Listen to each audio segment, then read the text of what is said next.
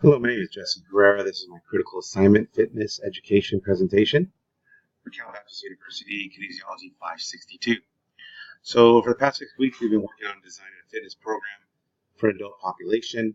I had to choose a person over a certain age to help be my client for this. The topics we addressed here was health and movement assessment, periodization, exercise techniques, application of those techniques, and also some integration of faith, our faith, of Christianity here for people that are looking to start a fitness program with somebody who's in charge, like an HR department, implicating some kind of fitness education for employees, or even a physical therapist. But here, education is the key because I found learning about the person beforehand, before making a fitness exercise program, is really the key to this. We don't just kind of go guessing, and 8 weeks later, we don't have the results we're looking for. So the first line here is the health and movement assessment. I chose to use a functional movement screen. It's a system for a simple method of evaluating basic movement abilities. According to Tayan et al. 2012, the FMS is used by various examiners to assess movement and predict time loss injuries in diverse populations. Example, youth to professional athletes, firefighters, military service members of active participants. Basically anybody who's a really active person during their work, or someone who's an athlete. They definitely need to know, do they have any balance issues, any kind of injuries that pre-existing injuries might cause them to get hurt in the future. My client is Lauren Herrera. She's 37 years of age. I gave her the PARQ questionnaire before we started this program. She had no known health problems. She did have a history of asthma as a young child in her, I would say under 12, she said, but she has no problems with asthma today. She doesn't need her inhaler unless she's really going over an hour of a hard cardio workout. So nothing there, no family history on her mother or father's side of any heart disease, high blood pressure, any disease that would stop her from doing a fitness program. So the FMS test we did for her was the deep squat, the hurdle step, incline lunge, shoulder mobility, active straight leg raise, trunk stability push-up, and the rotary stability. For the deep squat, Lauren, we got a 2. I gave her a number of 2. She was able to do the squat correctly, keep her balance, keep her alignment. One thing, though, she was using more of her quads in the squat than her glutes. She was not doing they call it the sit-back motion, sit down in the chair, where you're really sticking those glutes back when you drop down. That's why we gave her a 2 on that step. She was able to do it with both legs. We gave her a 2 on that. There was a little bit of balance issues. For the most part, she was able to do it, though. Just a tiny bit of balance issues and a little out of alignment is why I gave her a 2. Incline lunge, same thing, gave her a 2. She was able to perform it. Not perfect, a little bit of alignment issues, a little shakiness. So we had to correct a couple things there, so we gave her a 2 on that. Shoulder mobility, had to actually give her a 0. Her left shoulder was okay, but her right shoulder, when reaching back, she did mention she had a little pain. Asked her if there was any history. She said no. But because of the fact she said there was some pain, we had to give her 0. I did make a note to make sure to look out for any shoulder problems, any pain in doing any of the exercises that I chose for her. The active straight leg raise, she was able to do that at 90-degree angles. Was almost to the point where we'd give her 3, but with a little bit of curvature in the bottom legs, why we gave her a 2. Trunk stability push-up. She was not able to perform a correct push-up on her toes. We did put her down to the modified push-up, which at that point she was able to do one, but I had to give her a 1 because there was still a lot of vertical incline in her lower back. She wasn't able to keep the vertical from her neck and shoulders all the way down to her lower back while going down. She did say it had nothing to do with any pain in her shoulders. So the shoulder mobility, I was looking out for that. She said it just had to be with a lack of strength to do it. On the rotary stability, she was not able to do the same side, right knee to right elbow, but she was able to do opposites, right elbow to left knee, left elbow to right knee, so we gave her a 2 on that. Those are the results of the FMS program. I designed this next program with no impingements. Designed it all. Lauren passed everything well enough to be able to do everything we're about to assign her. periodization style I chose was a linear periodization. I wanted to gradually start her off and increase each week the exercises, the intensity, and the repetitions that we'd be doing. Since she's considered a novice in the weight room, I wanted to kind of gradually, like the linear periodization style does, gradually start you off and move you upwards. According to Prestis, Delima, Fellini, Donato, and Conti 2009, among the periodization models, there's a classical linear periodization, which divides a strength training program into different periods or cycles: macrocycles 9 to 12 months, mesocycles 3 to 4 months, and microcycles 1 to 4 weeks, gradually increasing the training intensity while decreasing the training volume within and between cycles. Lauren's primary goal was to gain lean muscle mass, so that's why I chose the periodized 8-week 2 mesocycle training program. So with the linear style, we're going to slowly graduate her up each week. She wants to gain lean muscle mass. She doesn't have a certain weight number of the scale she wants to hit. She doesn't care about that. She just likes to tone up her upper body, lower body, her legs, and her core. So the exercise selection we chose had those things in mind here. With the 2 mesocycles, we're going to be doing hypertrophy, strength, and endurance, and also basic strength. It's for a total of 8 weeks, 4 weeks of each. Body parts we'll be training are the biceps, triceps, chest, shoulders, thighs, calves, and core or stomach. I'd say every body part here except for the chest, for the most part, is pretty much seen depending on what you're wearing, and that's kind of the main reason why Lauren wanted to work on those body parts, especially, so she can look better and feel more toned. According to a study by Kazaki and Shinohara 2006, we conclude that the alternate muscle activity between synergist muscles alternates muscle fatigue.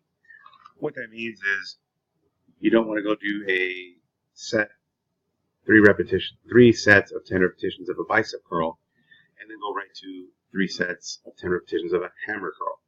You don't want to train the same body part back to back. You want to have a break in there. You also want to start off with bigger body parts, such as like the chest, the thighs. You do the bigger body parts. It helps with fatigue later on. You can then gradually go down to the smaller body parts. Here on the slide, I have all the exercises that we'll be using here coming up in the next slide. We'll go over the actual breakdown of the day she's working out. So mesocycle 1, we have hypertrophy / strength and endurance phase 1. This is for week 1 and 2. As you can see here, we have a Monday, Wednesday, and Friday workout. We'll be doing the same exercise on Monday and Friday. Wednesday, we switch it up a little bit. Starting off, we're doing 2 sets of 10 repetitions on all exercises for the first week at 70% intensity, 1 rep max. Week 2, we pick it up to 3 sets. So we've added a set of 10 repetitions, and we added 5% intensity to 75%, 1 rep max. So we have the half squat with weight, bench press, leg knee curl, bicep barbell curl, upright row. We had abdominal crunch, 2 sets of 20. We also pick it up to 3 sets in week 2. Wednesday, the deadlift, lat pull down, calf presses, lying tricep extension, seated shoulder presses, and abdominal crunches. That's for week 1 and 2. Week 3 and 4, we go into basic strength here. So we have the same Monday, Wednesday, Friday breakdown. This is phase 1 of basic strength for weeks 3 and 4. Week 3, we'll have 2 sets of 10 repetitions, 70%, 1 rep max. In week 4, we have the same sets and reps, but we've bumped the intensity up to 75%, intensity 1 rep max. For the dumbbell lunge, upright row, deadlift, bench press, power clean, abdominal crunch. Wednesday, lat pull down, bicep, barbell bicep curls, barbell squat. We had push-ups here, which is really great for the upper body. Works a lot of different body parts. The abdominal crunch also, we bumped it up to 3 sets of 25. For weeks 5 and 6, we're now in the mesocycle 2, hypertrophy, strength, and endurance phase 2. Same exercise as weeks 1 and 2. We've now bumped the sets up to 3 and the intensity up to 80% for week 5. In week 6, we'll be bumping that up to 85%. So now we're getting the endurance of the muscles. They're starting to be a little bit stronger, so we can work them out a little longer and at a higher intensity. For the last 2 weeks, we have basic strength phase 2. Lauren should be increasing her strength a lot by now compared to week 1 and 2. So what we did here, we added 3 sets of 10 repetitions and bumped up the intensity to 80%, 1 rep max for week 7. All the same exercises here for Monday And Wednesday, we added a squat jump. Figured her lower body would be doing pretty good now. She could do the squat jump on all those lower body muscles, the quadriceps, the glutes, the hamstrings, the calves. For week 8, same sets and same repetitions. We bumped the intensity to 85%, 1 rep max. So there's our 8-week course for Lauren. 2 exercises that were compound movements here that Lauren had a little bit trouble with. For the lower body, it was the half squat with the weight. Lauren, when she was doing the dropping technique, she was dropping the glutes, she kind of was using her quadriceps more to drop it. So there was more pressure being built on that than the glutes where we get the whole lower body. She was not doing that kind of sit down in the chair thing where if you were actually doing it correctly, it's like you're sitting down in a chair. So we're going to keep correcting that to get her to push back more on her glutes when she actually did this. But we straightened out the alignment with her knees, and everything else seemed fine with that now. The upper body compound movement she had the most trouble with was the push-up. The push-up, we had to start with the modified.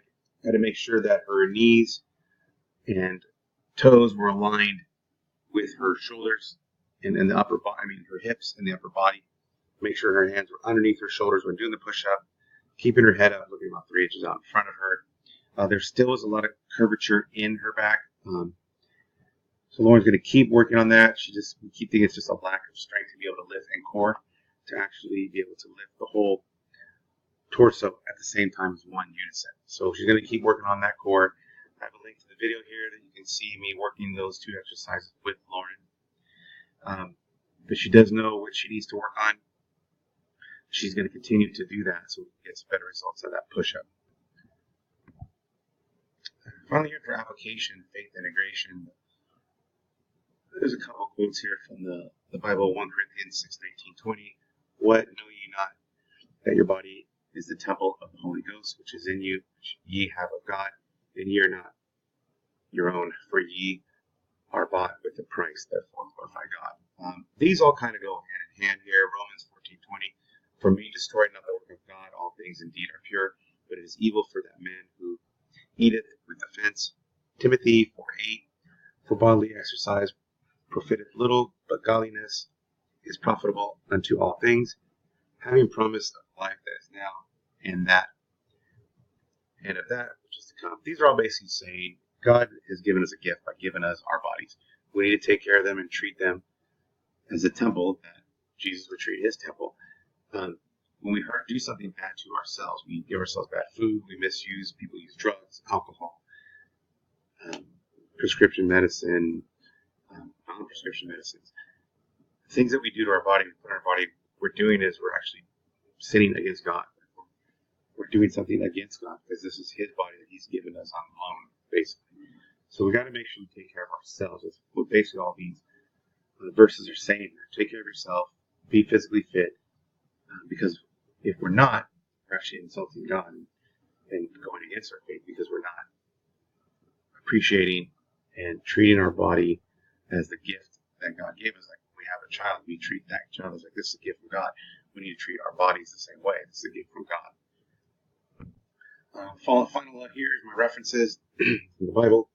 Kuzaki Shinhara, the Precis, Delima Ferlini, Donato and Conti, and the Techen, Schaefer, Lorenzen, Hoffop, D'Onofrio, Walker, Dugan, and Childs. The main thing I learned from this class, like I said at the very beginning of slide 1, was education is the key. I learned I can't just do the old school thinking, take my client to the gym, let's do some biceps, triceps, bench press, and I'll get the same results, not knowing what her goal was. I needed to know what her goal was, I needed to know what her limitations were, any history that she's had, any balance issues with FMS, screen tests.